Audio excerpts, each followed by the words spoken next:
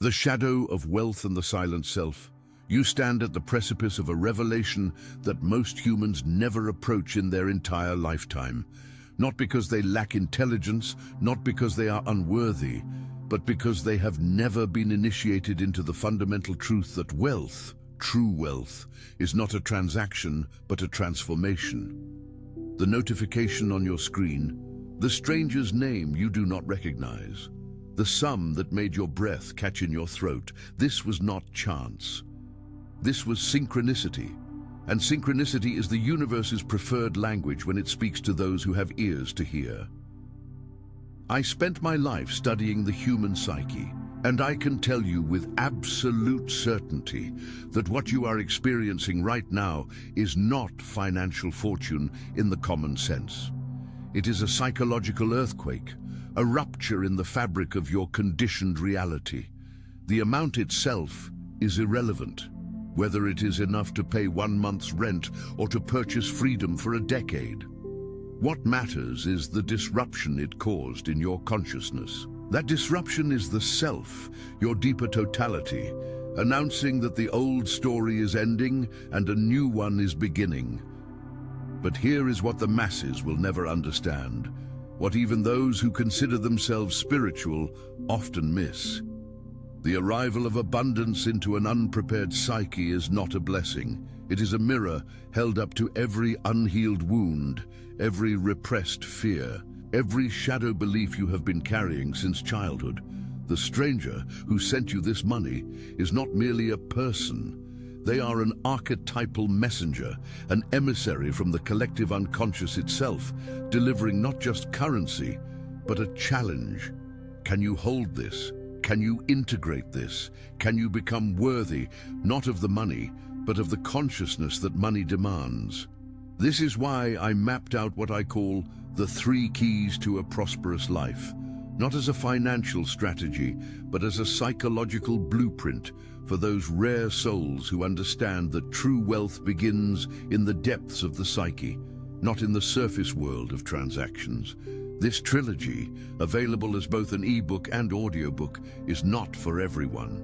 It is specifically for chosen ones who have walked through the fire of struggle and emerged not bitter, but refined. You will find the link in the pinned comment below, but I mention it now because what we are discussing demands immediate integration. You cannot afford to receive this blessing and then revert to unconscious patterns. The work must begin now. The moment that notification appeared on your screen, your ego experienced a shock. The ego, that narrow band of consciousness we mistake for our entire self, operates on the principle of scarcity. It has been conditioned by millennia of survival anxiety to believe that resources are limited, that competition is necessary, that you must fight for every scrap of security. This conditioning runs so deep that when abundance arrives effortlessly, the ego short-circuits. It cannot compute grace. It cannot process divine timing. It immediately begins to construct narratives. This is a mistake. This is a test. This will be taken away. I do not deserve this. Do you hear it? That voice in your mind questioning the legitimacy of this transfer. That is not wisdom. That is the shadow speaking. The shadow in my framework is not evil. It is simply the rejected, repressed, and denied aspects of your totality. And one of the most common shadow formations in the modern American psyche is the belief that suffering equals virtue, that struggle proves worthiness, that ease is somehow suspect. This is the Protestant work ethic distorted into a psychological prison, and it is killing the souls of chosen ones across your nation. You have been trained, perhaps by parents who themselves never escaped scarcity consciousness, perhaps by a culture that worships the myth of the self-made individual, to believe that wealth must be earned through visible labor. But the universe does not operate on the principle of transaction. It operates on the principle of resonance. You did not attract this money because you worked harder than others. You attracted it because somewhere in the depths of your being, you aligned with the frequency of abundance. This alignment was not conscious. It was not calculated. It happened in the dark nights when you refused to give up. in the silent moments when you chose integrity over expedience, in the thousand small decisions where you honored your truth, even when no one was watching. The repression mechanism. Why you fear your own power, let us go deeper into the mechanics of what is happening in your psyche right now.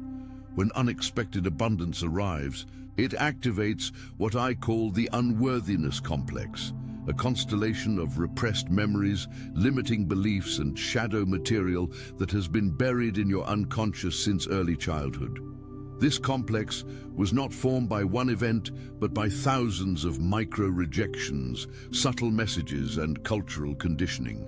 Perhaps you grew up watching your parents argue about money, absorbing the unconscious belief that wealth creates conflict. Perhaps you were taught that money is the root of all evil, a misquote that has done more psychological damage than any other single phrase in Western culture. Perhaps you witnessed someone you loved become corrupted by greed, and you made an unconscious vow, "I will never become like that." This vow, made by a child who had no understanding of nuance or complexity, now lives in your shadow.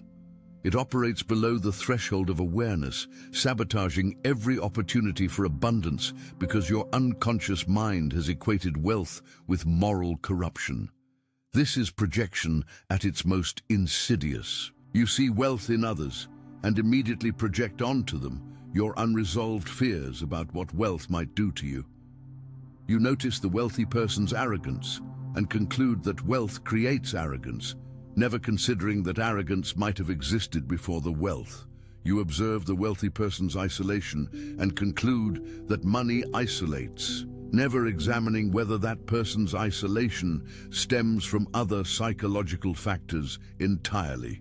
These projections keep you safe from your own power, because if you admitted that wealth is neutral, that it simply amplifies whatever is already present in the psyche, you would have to take responsibility for your own capacity to receive and steward abundance. The mechanism of repression works like this. The ego, in its attempt to maintain psychological equilibrium, pushes threatening material into the unconscious. But this material does not disappear. It gains power in the darkness. Your fear of wealth, your guilt about receiving what others lack, your terror that prosperity will change you into someone unrecognizable, all of this festers in the unconscious, creating what I call a complex. A complex is an autonomous fragment of the psyche that has its own energy, its own logic, its own agenda. When the unworthiness complex is activated, as it is now by this transfer, it floods your consciousness with anxiety, doubt, and the compulsion to reject the very thing you have been praying for. This is why so many lottery winners return to poverty within years. This is why people who receive inheritances often squander them on meaningless purchases. This is why you, right now, might feel the urge to give this money away immediately, to prove to yourself and others that you are still good, and that abundance has not corrupted you. But this urge is not virtue, it is the shadow controlling your behavior. True virtue would be to sit with the discomfort, to hold the tension of receiving, to allow the blessing to teach you what you need to learn about your own capacity to steward power. The unworthiness complex also manifests as what modern psychology calls imposter syndrome, the persistent belief that you are a fraud, that your success is undeserved, that at any moment you will be exposed as inadequate. But in Jungian terms, imposter syndrome is actually the ego's defense against the self. The self, your deeper totality, knows your divine nature. It knows you are a fractal of the infinite creative intelligence that birthed galaxies and orchestrates synchronicities. But the ego, terrified of its own insignificance, cannot tolerate this knowing. So it constructs the narrative of the imposter. Yes, good things are happening to you, but only because you fooled everyone. The real you is inadequate. This is a lie, but it is a lie that serves a function. It keeps you small. It keeps you safe. It protects you from the terrifying responsibility of owning your power and stepping into the fullness of who you actually are. Because if you admitted that this transfer was not random, that you are indeed aligned with abundance, that you are worthy not because of what you have done, but because of what you are, you would have to change everything. You would have to release the identity of the struggler, the victim, the one who suffers nobly. And that identity, however painful, has become comfortable. It is familiar. The ego prefers familiar suffering to unfamiliar expansion. But the stranger's transfer is the universe saying, enough. It is time to grow. And growth, in psychological terms, requires the death of old structures. This is why Jesus spoke of being born again, not as a theological concept, but as a psychological reality. You cannot enter the new consciousness while clinging to the old identity. Something must die, and what must die is the false self, the persona you constructed to survive in a world that demands conformity and punishes authenticity. The archetypal journey. Why chosen ones suffer. This specifically, now we must examine why you, specifically, are experiencing this. Why do chosen ones, those rare individuals who have awakened to a higher calling, suffer the particular torment of fearing their own prosperity? The answer lies in the archetypal patterns that govern the individuation journey. Every chosen one carries what I call the wounded healer archetype. This is the pattern of Chiron, the centaur in Greek mythology, who was wounded by a poisoned arrow and could not heal himself, yet became the greatest healer of others. You recognize this pattern in yourself, do you not? You have an uncanny ability to see into the suffering of others, to hold space for their pain, to offer wisdom that they desperately need. But when it comes to your own wounds, you are blind. When it comes to receiving for yourself, you are blocked. This is not accidental. The wounded healer archetype exists precisely because the universe needs individuals who can bridge the gap between suffering and transcendence. But here is the trap. If you identify too completely with the wound, you will never cross the bridge yourself. You will spend your entire life helping others ascend, while you remain stuck in the valley of your own unhealed trauma. The stranger's transfer is the universe refusing to let you remain stuck.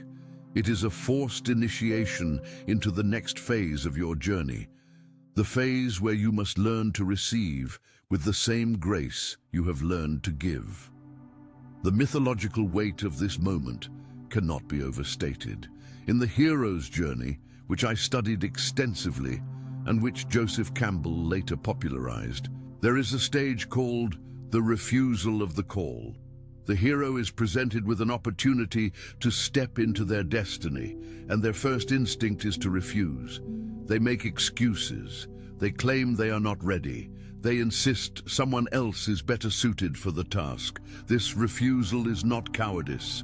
It is the ego's last stand against transformation. Because the ego knows that if the hero accepts the call, the ego's dominance will end.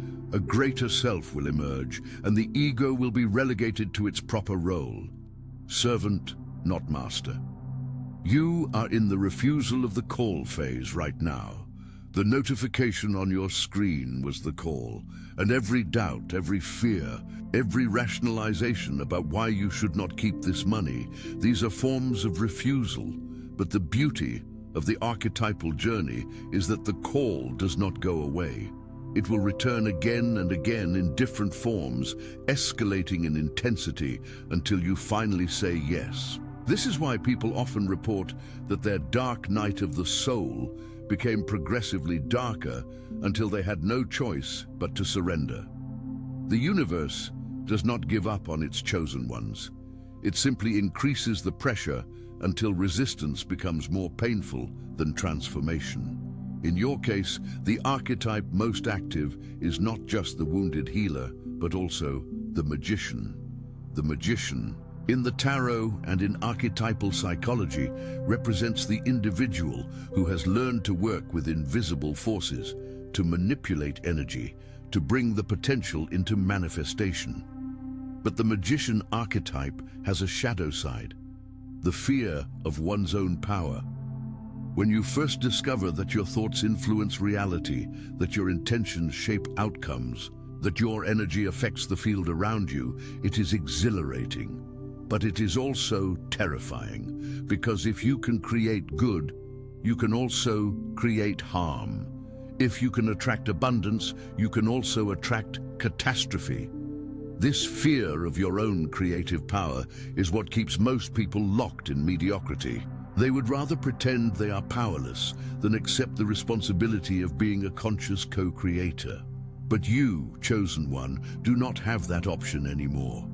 The stranger's transfer has revealed your power. It has shown you that you are not separate from the flow of universal abundance, that you are not a victim of circumstance, that you are, in fact, a node through which the infinite intelligence of the cosmos directs resources for purposes you do not yet fully understand. This is not ego inflation. This is truth, and the truth demands integration. The hermit archetype is also present in this moment.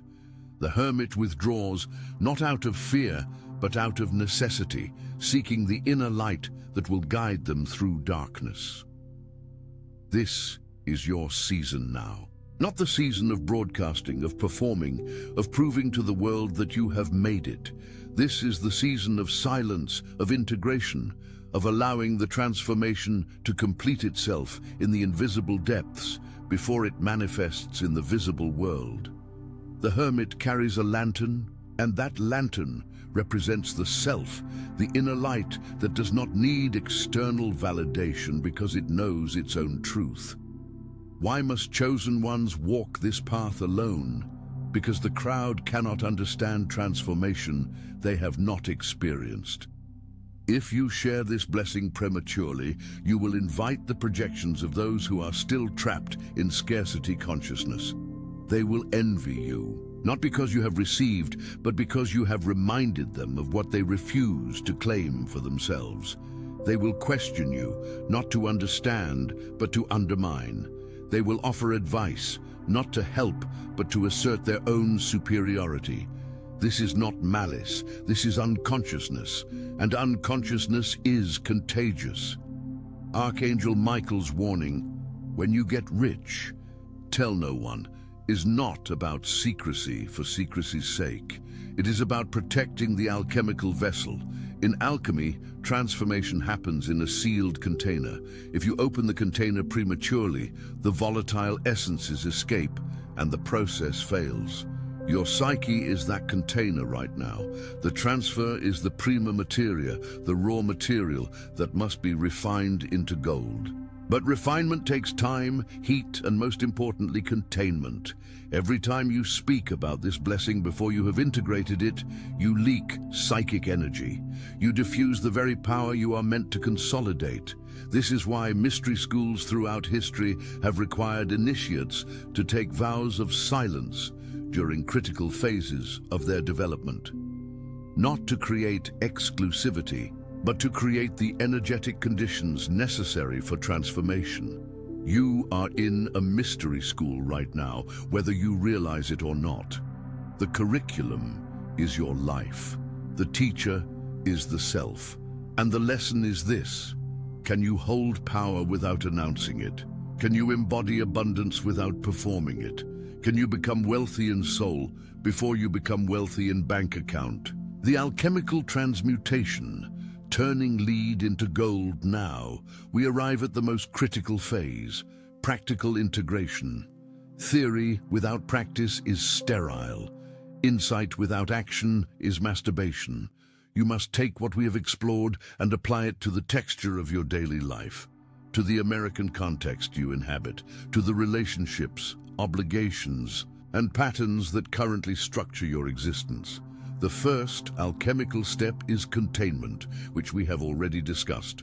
But containment is not passive. It is an active practice of saying no. No to the urge to post about this on social media.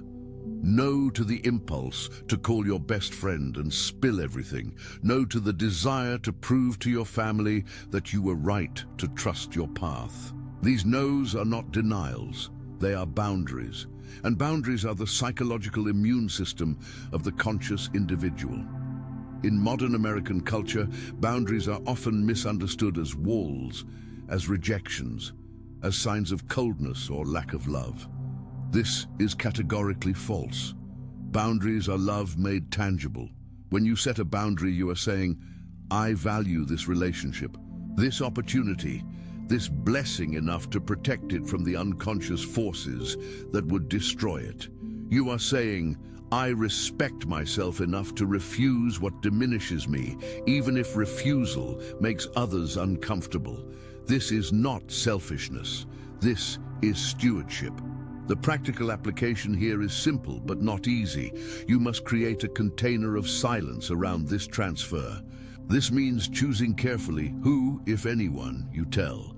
If you have a therapist, a spiritual mentor, or one trusted friend who has demonstrated the capacity to hold sacred space without projection, perhaps that person. But even then, only after you have sat with this yourself for at least a lunar cycle, 28 days, allowing the energy to settle into your nervous system. Your nervous system, understand, is wired for scarcity. It has been conditioned by generations of ancestors who lived on the edge of survival. When abundance arrives suddenly, your nervous system interprets it as danger, not safety. This is why lottery winners often report anxiety, insomnia, and paranoia. Their nervous system has not been recalibrated to hold the frequency of wealth. You must consciously recalibrate your nervous system, and this requires time, breath, and presence. Here is a practice. Every morning for the next 30 days, sit in silence for 15 minutes, not meditating in the traditional sense, but simply being with the energy of this blessing. Feel it in your body. Notice where there is contraction, where there is fear, where there is excitement. Do not try to change these sensations, simply witness them. This is active imagination applied to the body, and it is one of the most powerful tools for integrating unconscious material. The second alchemical step is examining your relationship with guilt. Guilt is the shadow emotion of the chosen one. You feel guilty for receiving when others are suffering. You feel guilty for ease when you have been taught that virtue requires struggle. You feel guilty for abundance when the world preaches the nobility of poverty. But guilt, in this context, is not a moral compass. It is a psychological defense. It is the ego's attempt to maintain the familiar identity of the martyr, the one who sacrifices, the one who suffers for others. Ask yourself this question and answer with brutal honesty. What would I have to give up if I fully accepted this blessing? What identity, what story, what sense of self would die? Because something will die, and the ego is terrified of death, even psychological death. Perhaps you have built your entire personality around being the one who struggles but perseveres. Perhaps your relationships are structured around you being the giver, never the receiver. Perhaps your spirituality is rooted in the idea that suffering purifies, that hardship is the only path to enlightenment. These beliefs are not truth. They are constructs, stories you internalize to make sense of chaos, and they served you well for a season. But this transfer is the universe saying, that season is over. You must grieve the old identity before you can embody the new one. This is the alchemical phase of dissolution, where the false structures are broken down so that the essential elements can be reconfigured into a higher order. Practically, this means you might need to have difficult conversations. If you have been the person everyone comes to for money, for help, for rescue, this pattern must end. Not because you are becoming cold, but because you are becoming conscious. You cannot steward abundance for others if you have not learned to steward it for yourself. This is not withholding. This is prioritizing your own oxygen mask before assisting others. as the airplane's safety instructions wisely advise. The third alchemical step is redefining wealth itself. In the American context, wealth is measured almost exclusively in material terms: net worth, assets, portfolio value. But this is a spiritually impoverished definition. True wealth is psychic wholeness. It is the integration of shadow and light, the reconciliation of conscious and unconscious, the embodiment of the self in daily life. Financial abundance is simply one manifestation of this deeper wealth, and often it is a late-stage manifestation, arriving only after the inner work has been done. This is why the stranger's transfer is not the end goal. It is a waypoint. It is a sign that you are on the right path, that your inner work is beginning to bear fruit in the outer world. But if you fixate on the money itself, you will miss the deeper initiation happening beneath the surface. The money is asking you, can you hold power without identifying with it? Can you receive without becoming addicted to receiving? Can you steward resources without letting those resources define your worth? In practical terms, this means you must develop a conscious relationship with the money, not spending it impulsively to prove it is real, not hoarding it out of fear it will disappear, not giving it away to assuage guilt, but sitting with it, dialoguing with it, asking it what it wants to become in your hands. This may sound abstract, but it is deeply practical. Money is energy, and energy wants to flow. If you block the flow through unconscious patterns, the money will leave as mysteriously as it arrived. But if you become a clear channel, if you allow the energy to move through you with intention and wisdom, it will multiply. One tangible practice. Create 3 accounts: stewardship, investment, and sacred play. Into stewardship, place funds designated for responsibilities, bills, debts, obligations. Into investment, place funds for future growth, education, business ventures, assets that appreciate. Into sacred play, place funds for joy, beauty, pleasure, things that nourish your soul without justification. This threefold division mirrors the alchemical trinity: body, mind, spirit. It prevents you from collapsing into either scarcity, hoarding everything in stewardship, or inflation, blowing everything on sacred play. Balance is the key. The fourth alchemical step is shadow work around deserving. I have seen this pattern destroy more chosen ones than any external obstacle.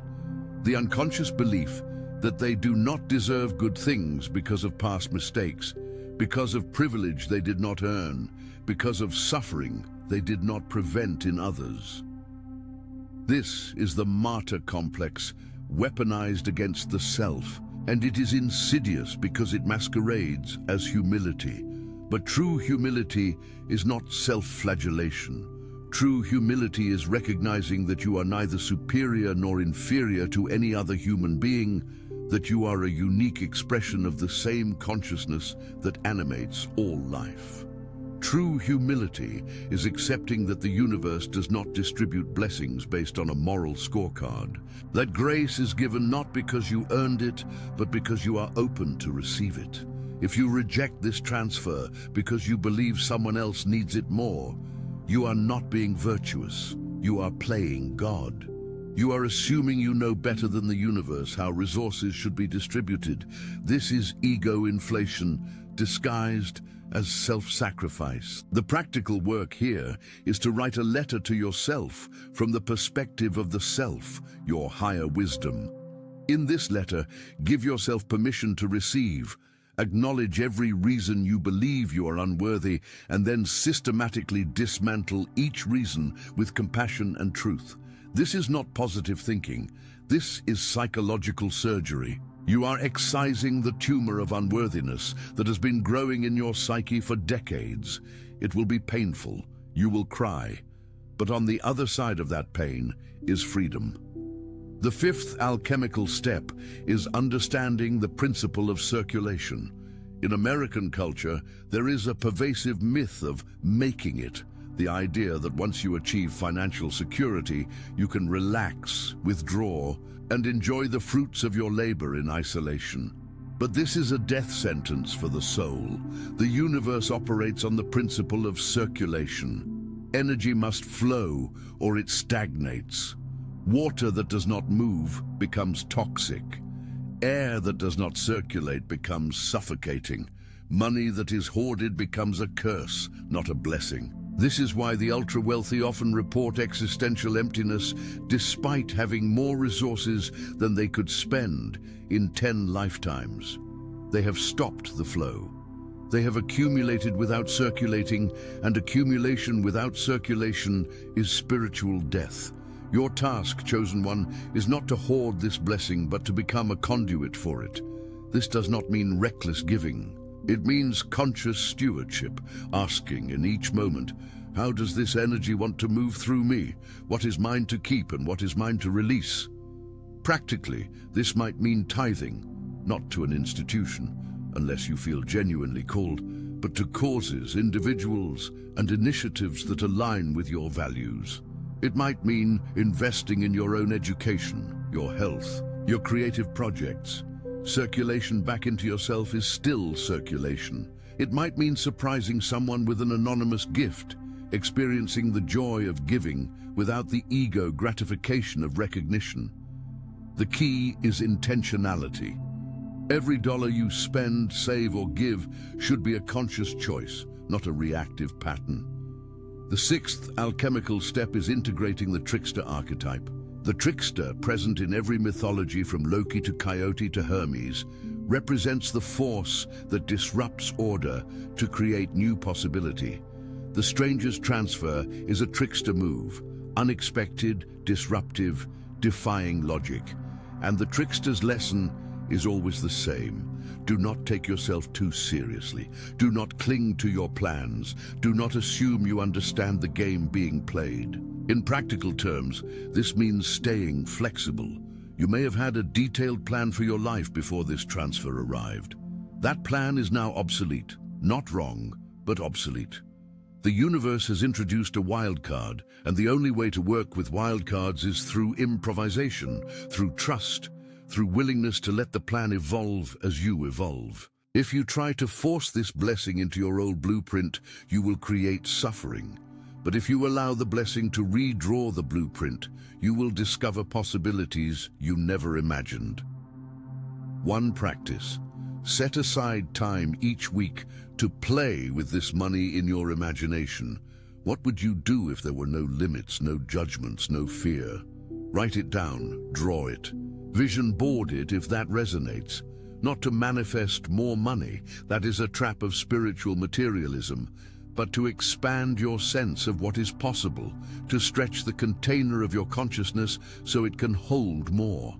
Because the universe will only give you what you have the capacity to hold without breaking. The seventh and final alchemical step is recognizing that this is a test of trust. Not trust in the stranger who sent the money, not trust in the bank to keep it safe, but trust in the invisible intelligence orchestrating.